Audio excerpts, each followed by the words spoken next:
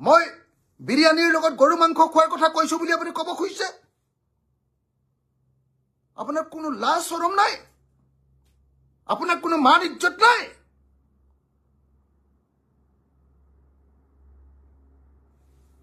এনেকুৱা মানুহ জন্ম হয়নে পৃথিৱীত?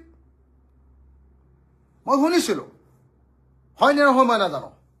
কটন কলেজৰ হোষ্টেলত যেতিয়া আছিলো তেতিয়া শুনিছিলো আপুনি বোলে জেনেৰেল ছেক্ৰেটাৰী হৈ থাকোঁতে আপুনি বোলে লগৰীয়াৰ লগত গৈ এই কি কয় লাখটকীয়া, আমাৰ গুৱাহাটীৰ লাখটকীয়া তাজ হোটেলত গৈ বোলে মুছলিম কি কয় আপুনি মুছলিম হোটেলত গৈ বোলে গৰু মাংস আপুনি খাইছিলে।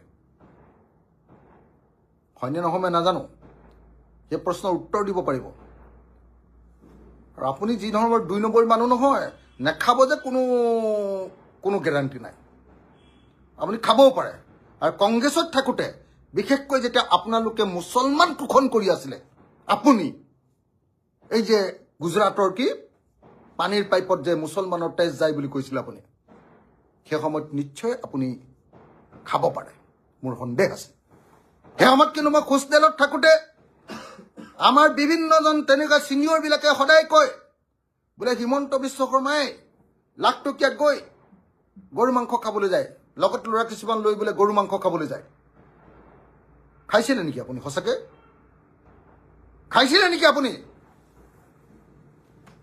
এনেকুৱা ননচেন্স কথা কৈ কৈ এনেই সমাজখন আপোনালোকে প্ৰদূষিত কৰিব খুজিছে, কলুষিত কৰিব খুজিছে।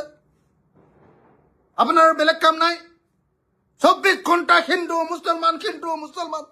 আপুনি বোলে বিৰাট উন্নতি কৰিছে অসমৰ, তেতিয়াহ'লে আপুনি সেই উন্নতি দেখুৱাই কিয় অসমৰ মানুহৰ পৰা ভোট ল'ব নোৱাৰে? অকল খালি হিন্দু মুছলমান হিন্দু মুছলমান হিন্দু মুছলমান। কিহৰ হিন্দু মুছলমান ইমান? লাজ নালাগে আপোনাৰ? চৰম নাই আপোনাৰ? এইবিলাক গালি খোৱাৰ পাছতো আপুনি একো মুখ্যমন্ত্ৰী হিচাপে আপোনাৰ অকমানো মাথাত একো নাই নে?